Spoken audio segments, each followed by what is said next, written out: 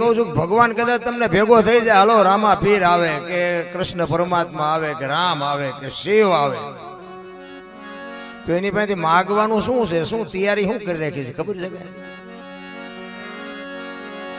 કદાચ અહીંયા તમે બહાર નીકળો ને હાલો કદાચ કૃષ્ણ પરમાત્મા હાથમાં વાંસળી ને મોર પીસ લઈને આમાં મળે, બોલ તું મને આરતી થી હું મારી વાંહે રેડું પાડતો, બોલ હું જોઈ છે, તો આપણે માગવાનું શું તૈયારી શું કરી રાખી?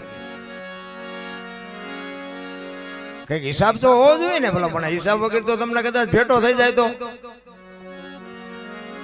એ ખબર જ નથી, બધું વાયા વાયા ચાલ્યું છે. આ કથા એવું કરો ને, કથાની અસર જો કાંઈ તમને ન થાય તો આ કથામાં ફાયદો કોને?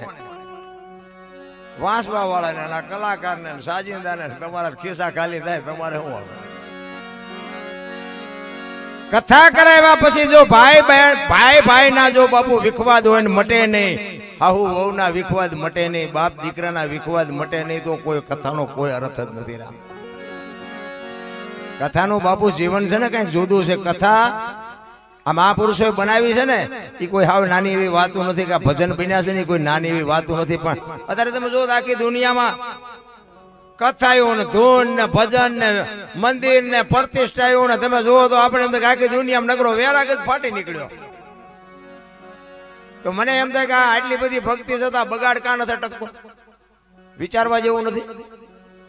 આટલી બધી આપણા ગઈઢા એટલું કરીએ નહોતા, તો આટલું બધું 5-5 ગામ ધુમાડા બંધ જમતા હોય, લાખો રૂપિયાના દાન આપતા હોય, અને આ દુનિયામાં જો બગાડ ન અટકતો હોય તો કાંઈક તો મારી પાસે જોવું પડે ને કે આ કેમ નથી અટકતું. ત્યાં માંડવા ખોટા ઉભા છે, આ બાપુ બેઠા બેઠા વાંચે, ખોટું વાંચે છે.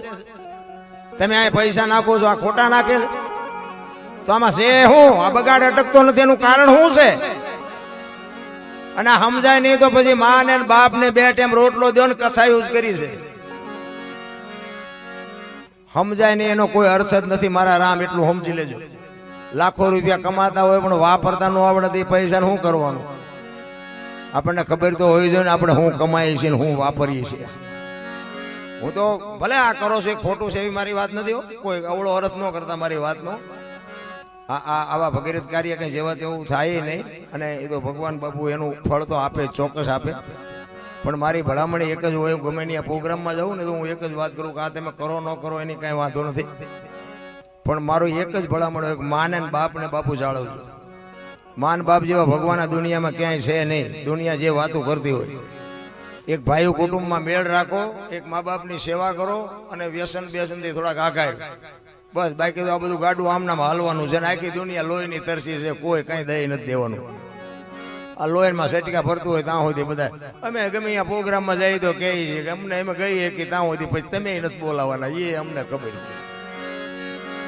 હા, આખી દુનિયા સ્વાર્થી છે. બાકી માન બાપ એક જ તમારી બાપુ ચિંતા જો અંદરથી કરતી હોય ને તો તમારી માન તમારો બાપ જ ત્યાં હગો ભાઈ રાજી નથી, લખવું હોય તો લખી લેજો. એમ જીવન મળ્યું છે એક. આ બાબુ દાદા પબજી દાદા ને આ અમારો વાઘેલા પરિવાર ભાઈ, હું પણ વાઘેલા છું. મને અહીંયા આવ્યા ને મને વાત મળી. આવા સમર્થ પુરુષનો જ્યાં જન્મભૂમિ હોય બાપુ, ત્યાં તમારો જન્મ થયો તો તમે કઈક ભાગ્યશાળી હોય નથી લાગતું? હે, આવા સિદ્ધ પુરુષો જ્યાં જન્મ્યા હોય, અને બાપુ ધડ ક્યાં હોય, માથા ક્યાં હોય, અને બાપુ આવડા ઇતિહાસ રચી દેતા હોય, આપણેથી કાંઈ બને એવું છે આ માયલું? તો આપણે નથી માનતા કે આપણે કઈક ભાગ્યશાળી છે કે આવા મહાપુરુષ ભેગા આપણે છે? આ ક્યાંય કમાણી છે? આ કયો ઇતિહાસ છે? આ ક્યાં શેડા આડે છે? ભગત હોય, દાતાર હોય, સંત હોય, સુરવીર હોય, બારવટીઓ હોય, આ જન્મે બને નહીં. અને જો બનતા હોત ને તો આખી દુનિયા બનાવી દે કે મારો દીકરો કલાકાર બની જાય, રાતે 2 લાખ લઈ આવે. બને નહીં, આ જન્મથી હોય. ગામમાં એક કપાતર હોય ને, કપાતર એ જન્મથી જ હોય. ઘણા નથી કહેતા હારો હતો બગડી ગયો, બગડેલો જ હતો, તમે ઓળખવા મોડું કર્યું. બગડેલા હોય બગડેલા જ હોય, આ જન્મથી હોય. એટલા માટે આ બહેનોને ખાસ કહું, આજે ગોપીચંદ ને ભરતરી જેવા દીકરા થાય ને ગંગા સતી ને પાનબાઈ જેવી દીકરીઓ થાય, નો થાય વાત ખોટી છે. પણ આની ખુમારી માને હોવી જોઈએ. ધરાવીને ધાનનો નીપજે, કોડવીને માડુનો હોય, જેહળ જખરા નીપજે, જેની જનેતા હોચલ હોય. હારી મા વગર બાપુ હારા સંતાન કોઈ દી જિંદગીમાં ન થાય. વહુ ને ભેગા વહુ ને હારો ભેગા પાણી પૂરીયું ખાતા હોય તે છોકરા જેવા થાય હે અને આખી દુનિયાને ખબર છે કે જે ખાતા પીતા હોય ખાજો મારે કઈ મને કઈ વાંધો નથી પણ બાપુ હારા દીકરાની આ દુનિયાને જરૂર છે એક વિચાર કરી લેજો તમારામાં સંસ્કાર અને હું તો ભલે બાપની ખેતી છે એમાં ના નહીં બાકી જ્યાં ધર્મ ધ્રુજો પુરુષ નથી પૂગી ગયો ને આ દેશની આબરૂ દીકરીઓ રાખી તમે કહો તો હવાર સુધી તમને દાખલા આપો અને પુરુષોએ એક દાખલો આપ્યો હોય તો મને કયો તો હું મારે ક્યાંક કેવા થાય મને કયો તો પુરુષે કાંઈ નથી કર્યું જ્યાં પુરુષ થાકી ગયો ને આ બધે બાપુ આ દીકરીઓ લગામ હાથમાં લીધી છે કે હવે બેસી જાઓ લાવો લગામ હાથમાં એટલે આ દીકરીઓને હું સલામ કરું છું કે માવડીઓ તમે તો શક્તિઓ છો ધારો તો આજે બાળીને ભસ્મ કરી દો એ તાકાત તમારામાં છે પણ હવે તમે જે ફેશનમાં દી ઉઠાડ્યો કોને કેવું અરે માં તો માં છે અરે એનું અંદર હૃદયથી દુઃખ હોવું જોઈએ મારા મા બાપ કોણ છે મારું કુળ કયું છે મારું ખાનદાન કયું છે એવી જો જનેતાને પાવર ન હોય ને કોઈ દી હારી પેઢી ન થાય રામ માના ધાવણમાં બાપુ શક્તિઓ છે એક જીજાબાઈના ઉદરમાં શિવો હતો ને ઈ ઉદરમાં ઈ શિવાને પ્રસૂતિની બાપુ માં ભગવતીને વેદના થઈ ને પ્રસૂતિની વેદના કેવી હોય તો બાપુ માવડીઓને ખબર હોય તમને મને શું ખબર હોય ઈ પ્રસૂતિની વેદના ઉપડ્યા પછી માં ભગવતી જીજાબાઈ ઘોડા ઉપર ચડી ગઈ હતી એક ડગલું ન ભરીએ કે પૂછો માને પ્રસૂતિની વેદના ઉપડ્યા પછી એક ડગ ન ભરાય અને ઈ દીકરી ઘોડા ઉપર ચડી ગઈ અને બાપુ 85 ગૌની મજલ કાપી હતી 85 એક બે ગૌ નહીં 85 ગૌ સુધી શું કામ દુશ્મનો માટે જો કદાચ મને ભગવાન દીકરો આપે અને આ દુશ્મનોને ખબર પડશે તો મારો દીકરાને મારી નાખશે બાકી હું જેટલું ખેંચાય એટલું ખેંચીને આઘી વહી જાઉં અને 85 ગૌ કાપીને પછી બાપુ પ્રસૂતિની વેદના સહન ન થઈ ને પછી માં ભગવતી બાપુ ઘોડા ઉપરથી નીચે ઉતરી અને બાપુ વગડામાં હોઈ જાય અને સામે શિવાલયમાં બાપુ ઢહેડા કરતી કરતી કરતી માં ત્યાં ગઈ અને અહીંયા બાપુ દીકરાનો જન્મ થયો અને એ માં ભગવતી અહીંયા જ બાપુ શિવો નામ પડ્યું આ જો માં ભગવતી જીજાબાઈની કુખે શિવો જન્મો ન હોત તો આપણે અહીં બેઠા જ ન હોત પહેલી વાત જ શિવો દુનિયામાં જન્મો ન હોત તો હિન્દુ ધર્મ ન હોત કેવી એની બાપુ મારા બાપ શિવો તો બરોબર છે પણ એની જનેતા કેવી છે માં કેવી છે હું માયુને એટલા માટે કહું છું કે ભાઈઓના કઈ નેઠા નથી ચારે શું બોલે ભાઈઓ તો ઘરમાં બોલે ને તો ફળિયામાં આવે તો કઈક બીજું જ બોલે ને બજારમાં આવે તો આપણને એમ થાય કે ઘરમાં બોલ્યો તેવડો છે જ નહીં ભાઈઓના કઈ નેઠા નથી માન બાપ છે બરોબર છે માન બાપમાં ધરતી ને આસમાન જેટલો ફરક છે માં છે એ તો માં છે તમે જો માં જો ને જન્મ માં આપે 9 મહિના ઉદરમાં માં રાખે એનો જન્મ આપે લાલન પાલન કરે ઉછેર કરે મોટો કરે ખવરાવે પીવરાવે લીલામાં પોતે હુએ હુકામાં ઇનોવર મારો દીકરો મારો દીકરો મારો દીકરો કરે અને માં દીકરાનો ઉછેર કર્યા પછી દીકરાની વાય નામ બાપાનું લાગે બોલો માનું લાગે આ ખોટું નથી મારા મતલબ પર મારા અંદાજ મુજબ મને એમ લાગે કે આની વાય માનું લાગવું જોઈએ બાપનો ભોગ નથી એટલો તમે આખી દુનિયા જાણે છે ને આ તો હું કહું છું બાકી આખી દુનિયાને ખબર નથી કે આમાં માનો ભોગ છે એટલો બાપનો છે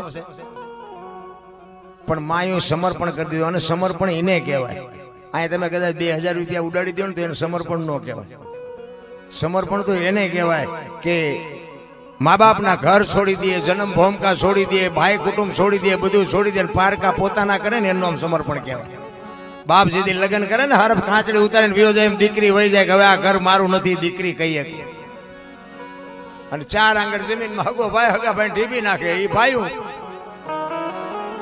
એને સમર્પણ કહેવાય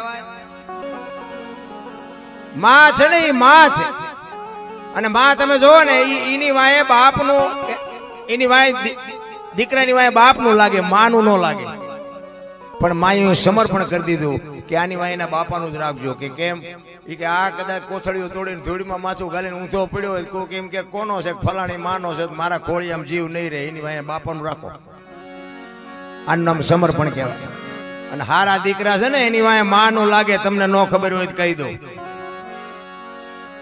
કર્ણ કોનો કુંતીનો ભીષ્મ કોનો ગંગાનો શિવાજી કોનો જીજાબાઈનો ગણપતિ કોનો મા પાર્વતીનો હનુમાનજી કોનો? અંજનીનો. ગાંધીજી કોનો? પુતળીબાઈનો. હારા હારા માના, બગડેલા બાપાના. આ શિવાજીના માનું નામ જીજાબાઈ છે, લગભગ દુનિયા જાણે છે. એના બાપનું નામ જાણતા છે, પણ બધા માનું નામ જાણે છે, એટલે બાપનું નથી જાણતા. ગંગાનો પુત્ર ભીષ્મ. વિચાર કરજો, ભીષ્મના માં ગંગા છે, આખી દુનિયા જાણતી છે, એના બાપને લગભગ ને ખબર નહીં હોય. ઈ માવડીઓને ખબર હતી કે અમારા દીકરા કેવા થાય છે, આની માં એના બાપાનું નહીં, અમારું રાખો, અમારું સમર્પણ છે. અને માં તમે જોવો ને બધે ઉપર બેઠી, ધજામ જાઓ, આરાસુર જાઓ, પાવાગઢ જાઓ, ચોટીલા જાઓ, બધે ઉપર બેઠી. શું કામ? મારા સંતાનની નજર રહે એટલે. અને બાપા બધા ભોંયરામાં છે, તંબકેશ્વર ને રફાળેશ્વર ને ભોંયરેશ્વર ને રિયા સલમુ દાબે. માન બાપમાં બાપુ ધરતી ને આસમાન જેટલો ફરક છે. માં છે એ માં છે. પણ મેં કીધું એમ કઈક આપણે વિચારવાની જરૂર છે. આવા ધર્મના કાર્ય થાય અને જો બાપુ આ બગાડ અટકે નહીં તો કઈક આમાં હું તમે વિચારી તો જ કઈક આનો છેડો આવે. બાકી તો કઈ એક વ્યક્તિથી આ કઈ પતે એવું નથી. એટલા માટે કંઈક આપણે વિચારવું જોઈએ કે આ બગાડ અટકતો કાં નથી ને બગાડ વધતો. ભલે હું કહું ઘટે નહીં તો કઈ નહીં, પણ ઉભો તો રહેવો જોઈએ, પણ ઊભું નથી રહેતું. કૃષ્ણ પરમાત્માનો ઇતિહાસ બાપુ આ ભાગવત છે, કૃષ્ણ પરમાત્માનો ઇતિહાસ છે. રામકથા છે, રામનો ઇતિહાસ છે. ગ્રંથો 4 વેદ, 6 શાસ્ત્ર, 18 પુરાણ, 108 ઉપનિષદ, નિચોડ બાપુ આ ભજન છે. પણ આને આપણે સમજવાની વાત છે. મારો કહેવાનો મુદ્દો મહાપુરુષોએ તમને મને આપીને દીધું છે એ બરોબર છે, પણ હવે આનું આપણે મંથન કરીને આપણા ઘરમાં જો આપણે રામ જેવા દીકરા ન હોય, સીતાજી જેવી દીકરી ન હોય, તો પછી આ કથાનો અર્થ શું? કહેવાનો મારો મિનિંગ એ છે કે કેવા દીકરા હોય, કેવા ભાઈઓ હોય, કેવા માવતર હોય, કેવી બહેનો હોય. આ જોવું હોય કે રામાયણમાં જોવું, અને રડેલું ન ખાવું હોય મહાભારતમાં જોવું. મહાભારતમાં ઈ જ થયું ને. મહાપુરુષો તો એમ કે છે કે એક એકના હાથમાં 10 હાથીનું ભુજા બળ હતું. તેમને ઉપયોગ શેમાં કર્યો? ભયું મારવાનો. એટલે શું સારું કર્યું? કાંઈ છે નહીં બાપુ. ઝઘડામાં મેં બહુ કર્યા. હા, મેં આ જેસલ કરતા મારો ઇતિહાસ ખરાબ છે, તમને જે લાગતું હોય. અને હું ખટારાનો ડ્રાઈવર હતો. 20 વર્ષ મેં ખટારો હાંક્યો. ખટારાનો ડ્રાઈવર તો 19 કોમ નો કહેવાય. પણ હમણાં મેં કીધું ને, સિદ્ધાંત બાપુ જીવનનો હોવો જોઈએ. હિન્દુસ્તાનના રાજ્ય જેટલા છે ને એ બધા જોઈ લીધા મેં. પણ કોઈ એમ કે દરબારે દારૂ પીધો તો પરમાટી ખાધી દીધી, 5 લાખની શરત મારીને આવજો, હું પુરવાર કરી દઈશ. બાપુ એવી ખુમારી જોઈએ મારો બાપ કોણ, મારું કુળ કયું, મારી ખાનદાની શું છે. નકી આ ખવડાવનારા પીનારા મને નહીં કોઈ મળ્યા હોય. મારું ગામ આખું બાપુ હાજે બાદશાહ થઈને ઊભું હોય, આખું ગામ. પણ આપણી ગેરંટી જોઈએ કે આપણી બજાર નહીં આવવાનું, મહેરબાની કરી. નગર હું કાયમ 24 કલાક નશામાં જ હોઉં છું. કહેવાનો મારો મિનિંગ એ છે કે તમને તમારા કુળની, તમારા ખાનદાનીની જો ખબર ન હોય, કુળ કોઈ બી હોય, સમાજ કોઈ બી હોય, કહેવાનો મારો અર્થ એ છે કે કાંઈક મા બાપના કુળની કે આપણા કુળની. આ સોલંકી પરિવાર છે તો અમે સોલંકી છે એમ તમે બાપુ ખુમારીથી ક્યારે કહી શકો? તમે રહ્યો એવી રીતે કોકના ખિસ્સા કાતરી, તમે પછી એમ કહો ભાઈ ખિસ્સું કાતરી લીધું, સોલંકીનો દીકરો ખિસ્સું કાતરી લીધું, એમ નામ રે? અરે કોક ભૂખ્યાને બાપુ પેટ ભરાવીને પછી એમ કહે હું સોલંકીનો દીકરો, રાંકાને કોઈ દી ભૂખ્યાને હું ખાવા ન દઉં, એવું બને ને એવી ખુમારી જોઈ. કોકનું લઈ લેવું છે ને પાછો પાવર કરવો, એ બે જ્યાં મેળ પડે. અત્યારે તમે જુઓ આખી દુનિયા બધા હોની નાચ ચાલીને બેઠા છે. હું પટાલ ને, હું દરબાર ને, હું કોળી ને, હું ભરવાડ ને. આપણે એમ કુનિયારે વાત કરવી ને કે હું તો એમ કહું 18 વણમાંથી બોલાવો અને એક હોડીમાં બેહારો, હોડી દરિયામાં વહેતી કરો ને ખીલી જાય એટલું ફાંકું પાડો. પાણી કાઢવાની મહેનત બધા હરકી કરે. શું કામ? બુડે છે. બુડે પછી એક થાવ તે પેલા થાવ ને પછી દરબાર હોય તો એ મંડી જાય, કાઢો ને મરશું હમણાં દરબારે લાગી જાય.